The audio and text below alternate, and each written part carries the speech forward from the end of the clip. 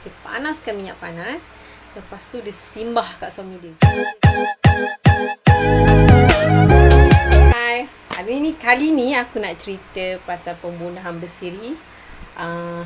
Penjenayah ni paling cantik dekat Korea. Penjenayah ni bernama In Suk. Pada tahun 2005, In Suk ni tertangkap tengah nak bakar hospital. Waktu tu dia tengah sibuk siram petrol lah. So dia sembah tu dekat tangga kecemasan kan, macam tu. Jadi aksi dia tu terakam dekat CCTV. Polis pun datang bawa dia ke balai. Masa dah bawa ke balai tu, polis mula buat siasatan lah. Polis terfikir dia ni gangguan perasaan ke, ada gangguan mental ke, ataupun ni jenayah pertama yang dilakukan. Tetapi sebelum polis lebih jauh buat huraian, polis jumpa dululah family Insuk ni, iaitu abang kandung dia sendiri. Tapi macam polis macam dalam dah macam pelik sikit dengan cerita dari abang dia tu. Sebab abang Insuk ni cakap ada Insuk ni sering berkait dengan kejadian-kejadian pelik, kejadian-kejadian yang malang kan. Jadi polis macam something wrong kan. So polis buat siasatan lebih lagi. Dalam siasatan polis tu, polis membongkar cerita-cerita ini. Polis dapat lah kan. Apa yang terjadi sebelum kejadian dia bakar hospital. Insuk ni dilahirkan pada tahun 1976. Dia ni tinggi, cantik. So kira macam ala-ala model pun kan. Tapi muka dia tu tak adalah dipostkan dekat media sosial ke apa tak. Tapi cuma bila ni nampak lah dia punya sikit-sikit dia punya bibir. Tengok bibir dia cantik kan, merah-merah gitu. So kita tahulah dia cantik kan. Ada kabar angin pun mengatakan sampai polis terpana dengan dia punya cantiknya dia tu. Lagipun waktu tu pun dia dalam 20-an, 30-an kan. So masih orang kata elok-elok lah, buat-buat random gitu. Insuk ni sebenarnya suka berbelanja besar tau. Dia ni boros orangnya. Dia nampak tu dia nak beli, ni nak beli. Kau nak beli ni, semua kalau boleh semua dia nak belilah. Ala-ala jutawan yang ada. Macam tu kan. So sebab dia dah terbiasa belanja besar, dia ni sukalah bawa duit dalam beg dia banyak, cash kan. Kalau aku tak payah bawa duit banyak-banyak pun tak apa, dan dia ada handphone, penting weh. Tapi time tu dia lebih fikirkan duit lah. Awal-awal 2005 tu macam teknologi tak berapa, macam WhatsApp kan. So duit lah lebih penting time tu. Okay, satu hari duit dia pun habis lah. Yelah, duit mananya kekal. Kan, kau simpan berapa banyak pun memang kalau kau tak kerti nak belanja memang habis lah. So dia pun carilah idea macam mana nak cari duit kan. So ni pun sekolah setakat menengah je, dia tak sambung belajar. Habis je sekolah menengah, dia pergi cari kerja. Dia dapat kerja dekat pejabat insurans sebagai ejen. Cukup faham dah dengan dunia dia kerja tu. Dia dah cukup faham lah dengan dunia insurans tu. Tak lama kemudian tu dia kahwin. Mulalah kat situ kejadian pertama dia pada tahun 2000, pada bulan Mei. Pada hari tu dia nak bagi suami dia minum. Suami kan hidangkan air buat minum, tapi dalam minuman tu dia dah letak ubat tidur. Jadi lepas suami dia tertidur tu, dia cari something tau. Dia cari benda yang dia nak lah kot. Tapi apa benda tu, dia rupanya dia jarum yang dia cari tu, dia buat cucuk mata suami dia. Kenapa kau cucuk mata suami kau?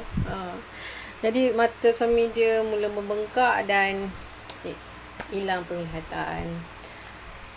Tak ada orang yang syak. Suami dia pun tak syak dah. Apa yang tu perbuatan Insuk tu. Suami dia pun macam fikir, aku salah tidur ke, ada benda gigit ke kan. Sebab itulah tak ada orang nak dapat syak. Insuk ni pun cakap pun lemah lembut, lemah gemalas, sopan. So tu yang tak ada orang Kan syak macam kita tengok orang tu lah eloknya, sopannya, tak syak lah yang dia akan buat benda yang macam tu kan. Okey. Pada Lepas tu dia yang lepas suami dia dah sakit macam tu, dia yang uruskan suami dia jaga suami dia. Tapi tu tak bermakna dia tak teruskan niat dia lagi. Dia teruskan niat dia yang seterusnya. Kali ni pada tahun 2001 dia letak ubat tidur lagi dekat minuman suami dia. Bila suami dia tertidur, lagi dahsyat dia buat, dia panaskan minyak panas. Lepas tu dia simbah kat suami dia. Habis hancur. Muka suami dia pun parah. Kat situ suami dia mula syak. Bila suami dia mula syak, yelah, takkanlah tiba-tiba minyak panas jatuh kat muka dia kan. Dia tidur kat mana, dapur kat mana kan, macam tu. So bulan September 2001, Yungsuk ni ambil keputusan nak tikam suami dia. Dia tikam, tapi dia ni cegedik sikit. Dia buat suami dia tu macam bunuh diri. So hilanglah semua curiga kepada Yungsuk. Suami dia meninggal dunia sebab luka parah. Yang tempat ditusuk tu mungkin ni kan, so tak dapat diselamatkan. Kematian suami dia tu, dia dapat claim insurans sebanyak 280 juta won. Dia ada anak perempuan, tapi aku akan cerita nanti mana anak perempuan dia. Okay?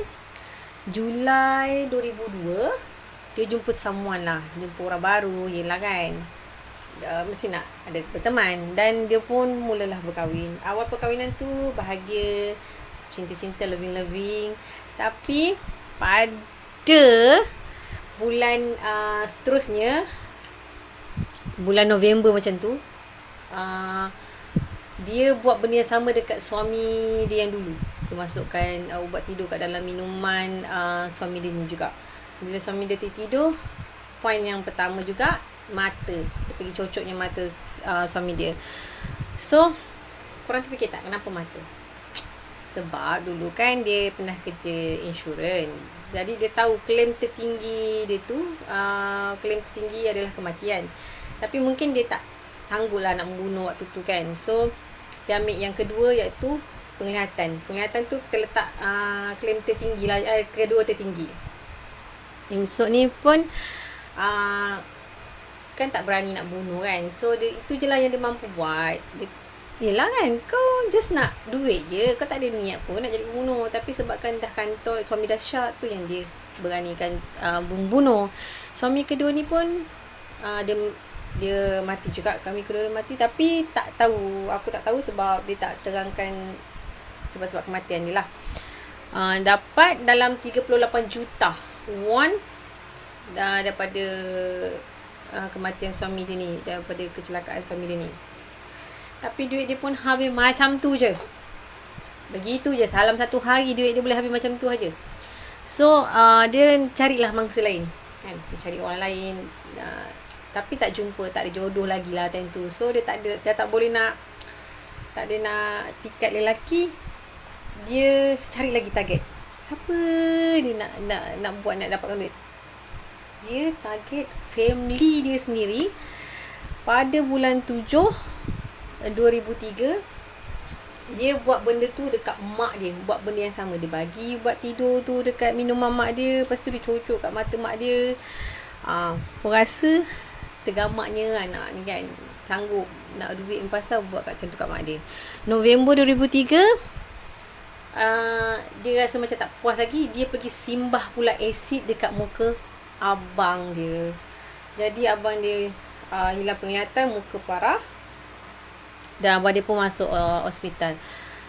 Jadi lepas abang dia masuk hospital tu, dia masih macam tak boleh lagi lah. Dia nak buat something lagi kan. So dia pada April 2004 tu, dia nak bunuh abang dia guna cairan ubat tau. Dia letak dekat yang gantung air tu. Tapi abang dia tak mati. Pada Januari 2005, Yungsuk guna ubat tidur lagi sekali. Dia letak dekat minuman abang dia pula dengan adik dia.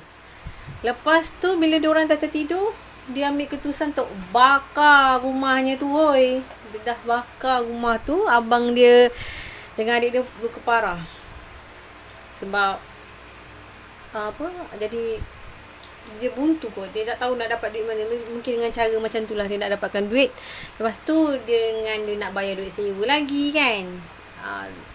Tempat dengan dia, lepas tu dia bakar pula rumah yang dia nak cari lagi duit tu. Dia bakar lagi rumah yang ditinggal. Dia tinggal sendiri lah lepas kematian suami-suami dia tu kan. Dia tinggal sendiri. So masa tahun 2005 bulan 1 macam tu, dia bakar pula rumah yang dia tinggal tu. Rumah dekat orang Korea ni, dia punya sewa tu dekat-dekat dengan tuan rumah tau. Dia macam tak jauh daripada kalau korang tengok drama-drama movie-movie kan dekat je dengan tuan rumah. So bila dia bakar rumah dia, terbakarlah dengan tuan-tuan rumahnya, owner-owner tu terbakar. Hasil daripada membunuh tu semua, total dengan membakar semua, dia dapat dalam 270 won. So dia ni dah tak ada tempat tinggal, dah dengan kematian suami dia pula kan. So macam mana dia nak cari sumber lagi ni? Ni dah rumah-rumah yang ni dah bakar, dah tak ada tempat tinggal ni mana. So dia macam dia fikir-fikir tu, dia terfikir yang dulu dia ada pembantu rumah. So dia call lah pembantu rumah ni, dia cakap ada duit tertunggak. Dia tertunggak macam gaji mungkin tak bayar kan. So dia cakap dengan tuan rumah dia, boleh tak saya nak jumpa nak settlekan tertunggak ni. Tapi saya nak minta tumpang kat rumah awak sementara. Macam tu lah ayat dia lebih kurang kan. So tuan rumah, pembantu rumah ni rasa macam nak bayar duit rumah aku, duit gaji aku, setakat nak tumpangkan 1 hari 2 hari tu, okey lah, boleh lah. So tak ada niat apa-apa. Pembantu rumah tu tak fikir apa-apa pun, jemputlah Om Yusuf datang tinggal.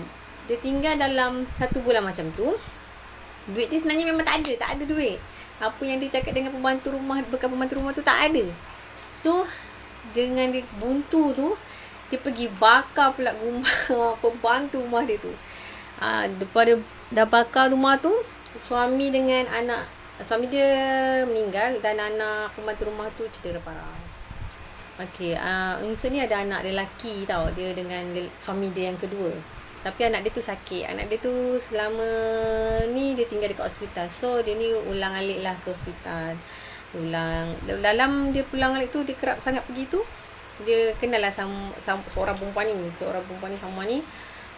So dia orang mula macam bercerita, macam mula borak, lama-lama jadi rapat kan, macam jadi BFF macam tu.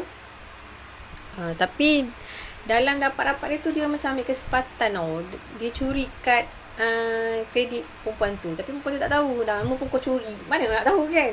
So dia settlekan lah bil anak dia. Yang mana tu tunggak tu dia settlekan. Yelah anak kan, macam mana pun cubalah. Tapi duit yang balance yang dekat kad tu, kau tahu dia buat apa? Dia pergi enjoy, dia pergi berpoya-poya, dia pergi macam mana yang dia suka buat selama ni.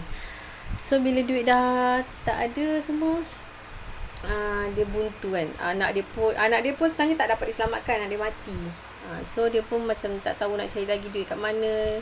So dia tak tahu nak tinggal kat mana. Rumah memang dah tak ada dah. Masa ada kad kredit tu, mungkin dia pergi tidur hotel ke, dia kan ada duit kan. Tapi bila semua dah tak ada, dia tak tahu nak pergi mana. So dia carilah perempuan yang dicuri kad kredit tu. Dia nak minta maaf lah, caca macam tu kan. Sebab dia kan jenis cakap macam lemah lembut. Siapa tak cair, siapa yang tak termakan kata-kata dia kan.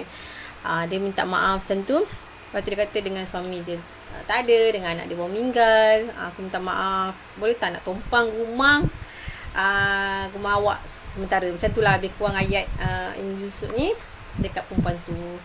Yusuf ni satu hari malam tu, dengan macam duduk-duduk tu kan, dia bawa satu ubat tau, ubat tidur sebenarnya. Tapi dia tawar dekat dekat perempuan tu. Dia cakap macam ni, ubat ni bagus tau, kalau macam stres ke apa, boleh makan ubat ni, aku guna.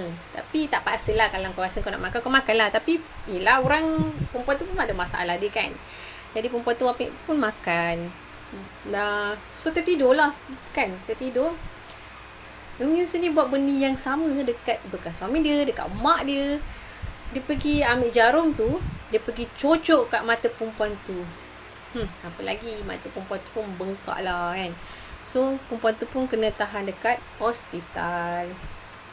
Dah buntu ni, duit dah tak ada ni, dengan suami pun dia dah bunuh. Lepas tu tak dapat mangsa baru, family dia pun dia dah kerjakan, dia dah dia buat anaya, rumah pun dia dah bakar, rumah sewa dia dah bakar, rumah tukang gaji dia dulu pun dia dah bakar. So dia macam nak macam dia nak buat dengan perempuan yang dia dah tolong ni pun, dia dah pernah mencuri, dia dah pernah buat salah. So dia tak tahu nak buat macam mana. Dia pergilah ke hospital. Jadi kat situlah polis mula dapat tangkap dia, kan. Polis pun soal, kenapa kau buat macam ni, asal kau buat macam ni, kan. Tapi dia cakap ketagihan dadah. So boleh macam ketagihan dadah, saya buat urine test lah, kan, buat ni. Tapi tak ada dadah pun dalam badan dia. Sebab apa? Dia mungkin malu, dia nak mengaku dia psikopat. Okay, so dia lebih sanggup mengaku yang dia ni penagih dadah. Okay, pada korang mesti teringatkan tadi aku ada cakap yang dia ada anak perempuan, kan. Okay, anak perempuan dia tu dengan suami pertama dia tu sebenarnya waktu bayi pernah terjatuh kat atas meja. Jadi anak dia meninggal. Jadi kat situ lah mungkin punca anak dia mati, dia mula ada timbul perasaan ataupun simptom-simptom psikopat tu, ataupun dia memang dah plan pun pembunuhan ni dan seterusnya untuk dapatkan duit, kan. Dan dengan menggunakan pengalaman bekerja sebagai insurans, Insut ni menjadikan kerja itu sebagai senjata pembunuhan. Nampak tak? Hanya menggunakan kerja dengan wajah yang cantik, dia sanggup buat tu semua demi keborosan dia. Okeylah, kepada korang yang inginkan lagi cerita-cerita macam ni, aku akan kupaskan lagi dengan video-video yang akan datang. Okey. Jangan lupa subscribe, share, like dan tekan loceng. Ting ting. Okay, bye.